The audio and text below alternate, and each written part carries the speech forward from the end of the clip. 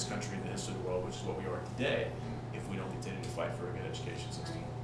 So, anyway, there's just a couple things on my mind, but hey, I'm willing to talk about anything. Yeah. We got a lot of things going on at the state right now. Cool. Anybody got any questions? The man, look, he's like he said he was going to do. He's opening for questions now. Anybody got anything they want to run by him? No, he's pretty much explained everything. One big thing I'll talk. A couple big things I'll talk on that have been issues. One is that we just passed, and a lot of people are going to hear a lot more about this, is a pill mill bill. The idea is there are more people dying in the state of Florida from oxycodone than all street drugs combined. Okay, people think crack kills and cocaine kills and heroin kills, and it does, but it's de minimis compared to the amount of people that are dying and getting hooked to drugs that are being prescribed by doctors in this state. And there's a lot of illegal activity taking place at what they call pill mills, which basically you just show up and they give you 120 pills or whatever, and then you're out on the street selling them for 10 or 20 bucks a pop. And I've got a little sister who works in Pasco County, and she's a child advocate, and all the family issues that we see right now, and all the poverty and the problems that we're seeing in our communities, a lot of it is related to pharmaceutical drugs and pills that people are taking. And so what we did was we passed a bill that basically said they're not going to be allowed. If you go to a doctor who runs a pill mill, and by pill mill we basically mean you just show up and say your back hurts and they give you a prescription.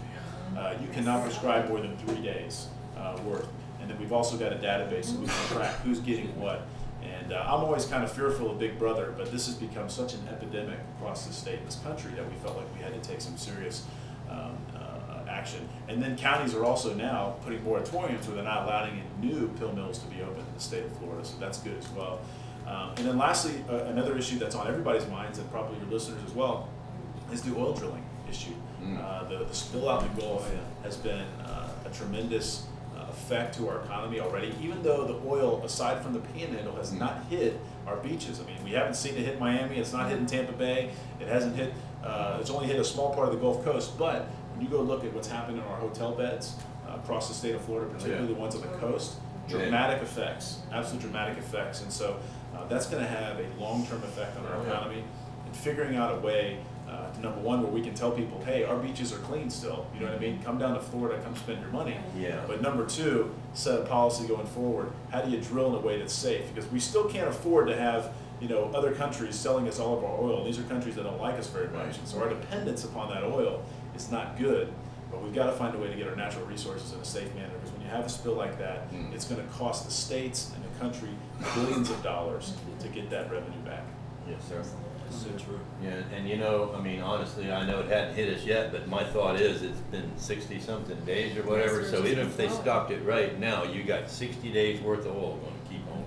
Especially if a tropical You know, storm is so coming, it's- you it's know, the here. direction it's Well, we coming. just heard in the Yeah, news. 60 miles an hour, they said. Well, what happens when it gets sucked into a hurricane? It's all up there, lightning hits it, and the whole hurricane goes on fire, and so does the ocean that the oil's sitting on. Yeah, the truth is, and that's actually not too far fetched. What he just said, Really? what he just said Sounds out there to me. is actually not that out there. In fact, if lightning, you know, there's a concern about lightning striking the ocean. There are these pockets.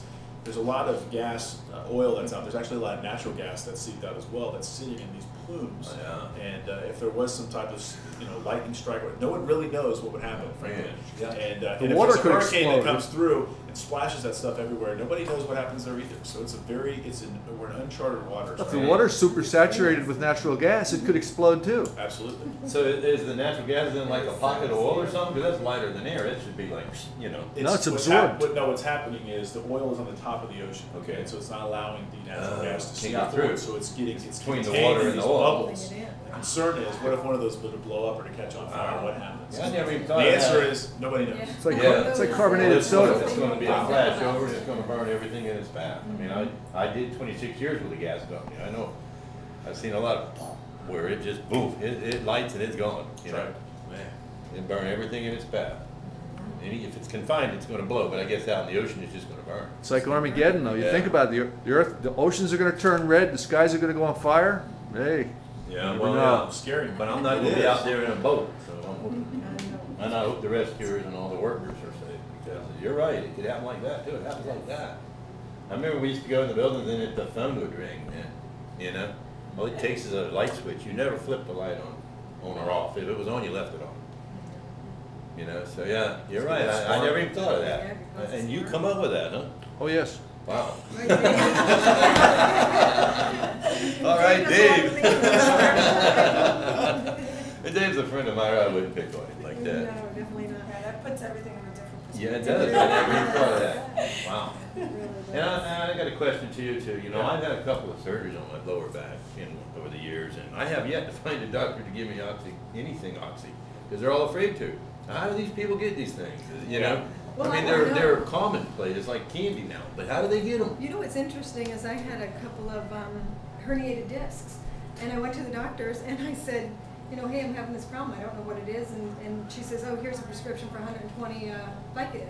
Yeah. Yes. I said, Wow. I said, I go to, 120. I said, Yes. I go to work. We I kidding. cannot take And this. Percocet too. Yeah, they just Percocet, handed me a Vicodin. prescription. See, but, I was like, I couldn't take any of them. I says, I'm not even going to take the You gotta prescription. be kidding. I just went to a chiropractor because Yeah. there's no way you can work with any of that. No. But I think a lot of times too is, I think we're missing part of the point, is that in Yeah. these homes, parents are not locking up their prescriptions and keeping them as close to, you know, as much away from the kids as possible, and they really need to come up with a better Yeah. resource. Well, to- part of it is parents and grandparents or kids stealing, but the other Yeah. part of it is there are actual pill mills that are Yeah. known throughout the community, that if you Yes. show up and tell them that you have an eye ache, okay, they will Yeah. write you 200 prescription pills of whatever Yeah. you're asking Jesus. for. Wow. And so that's what we're trying to shut down. It's Right. fraudulent activity, it's legalized drug peddling.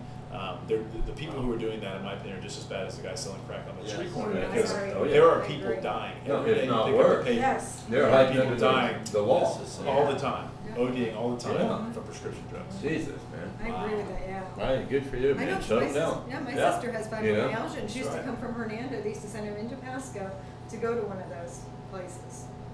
And this is why they can't work, why they can't hold a job. They're Yeah, popped they're up just- or whatever, you know. I mean, they're always on these Prescriptions for this painkillers. I yeah. couldn't do it. No, I couldn't either. I'd be laying home in bed, I probably, couldn't you either. know. Yeah. Taking some of that and try to perform, you know. Yeah, they're not exhausted because they never did housekeeping. It's because they're on Yeah, painkillers. yeah, That's why they're okay. laying down. All right, man. Cool. Well, anybody got any questions for Will? Because in a second we are going to play one of the CD tracks here for Cindy, our good friend Cindy from Lumber Delis, who has graciously donated pizza for our lunch today. You know, anybody want pizza? Help yourself before it gets colder. Sure, it's Been sitting there for a while. calorie free. Yeah, you might want to eat some. Well, we're gonna take a break in a minute. First, it's open to questions, right? Yeah, or Anybody- suggestions. Suggestions, questions for the state representative here, Mr. Will Weatherford. Yeah, like I said, just say my name right, everything else is okay. All right, Mr. Will Weatherford, right? Everybody got that?